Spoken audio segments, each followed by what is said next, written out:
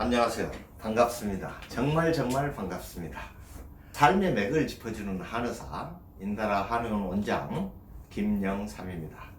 오늘 제가 여러분과 얘기하고 싶은 주제는 제가 8년이라는 세월이 걸려서 알게 됐던 문제가 하나 있는데 그 문제를 여러분과 소통하고자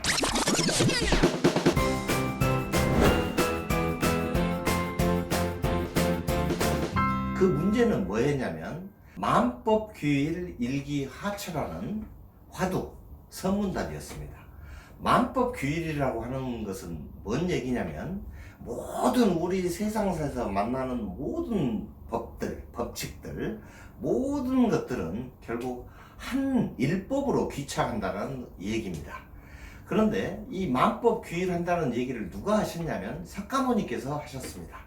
이 석가모니께서 하셨는데 이제 석가모니 제자들은 얼마나 많습니까? 정말 많은 제자들이 있는데 그분들이 머리를 깎고 생활하고 있는 비구나 비구니들이 바로 석가모니의 제자라고 할 수 있지 않겠습니까? 물론 제자들 중에 요즘은 제가 신도라고 해가지고 머리를 깎지 않았지만 열심히 삶 속에서 진리를 탐구하는 존재들도 있죠. 그런 사람들은 뭐 거사라고 하기도 합니다. 그런데 이 석가모니께서 만법규일을 하나니라라는 가르침을 주셨는데 예전에 어떤 스님 중에 하나가 약간 뭐 보통 사람이면 그럴 수 있는데 약간 딱하다고 할까요? 약간 띨띨하다고 할까요? 대체 그럼 그 하나는 또 어디로 갈까? 이런 질문이 생긴 겁니다.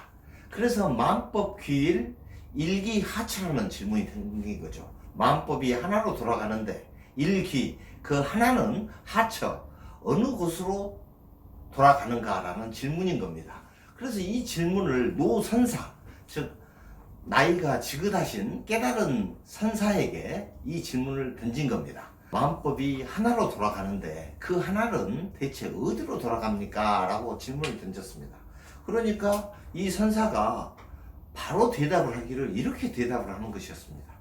내가 작년에 청주에 가서 모시삼배옷을 지어 입었는데 그 무게가 7건 반이더라 라고 답을 딱 준 겁니다. 그러니까 이 제자가 그 답을 딱 듣고 어떻겠습니까? 벙 쪘겠죠. 왜? 만법규일 일기하처의 질문을 던졌는데 뜬금없이 작년에 청주에 가서 모시삼배옷을 지어 입었는데 그 무게가 7건 반이라니. 그리고 모시삼배옷이라고 하는 게 얼마나 가볍습니까?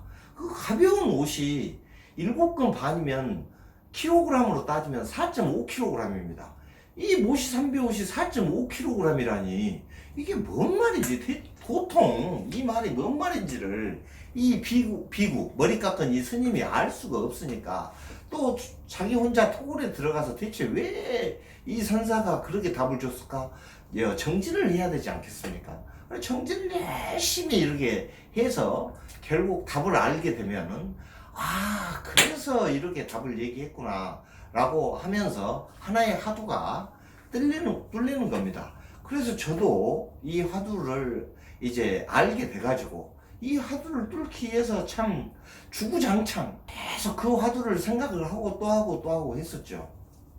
그런데 아무리 시간이 흘러도 이걸 보통 알 수가 없는 겁니다. 그런데 8년쯤 걸렸을 때 그 문제를 알고 8년쯤 걸렸을 때는 이미 한의사가 돼가지고 한의원을 하고 있었던 상태고 첫 번째 한의원에 세가 너무 비싸가지고 두 번째 한의원을 인천에다 오픈을 했는데 그 인천에다 오픈을 해서 한의원을 오픈하고 보니까 이게 너무 한의원이 안 되는 거예요.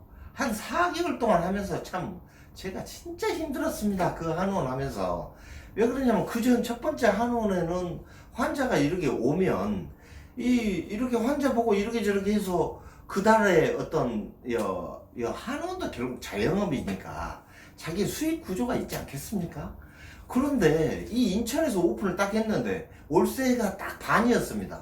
저는 한의사가 똑같은 한의사고 실력도 똑같고 도리어 2년 반 정도 한의원을 했으니까 실력이 늘면 늘었지 줄지는 않았을 텐데 그래서 두 번째 지역에 오픈을 했는데 첫 번째 지역에 한 반 정도 매출을 하는 겁니다. 그러니 삶을 살아야 되겠는데 얼마나 팍팍하겠습니까 이게. 한의사가 뭐 얼마나 막 이렇게 잘 사는 한의사도 좀 있지만 실은 많은 한의사들이 그닥 만만치 않게 살고 있습니다. 그런데 그게 반이 뚝 떨어지니까 제가 하루하루가 참, 그리고 시간이 스트레스 풀렸습니다.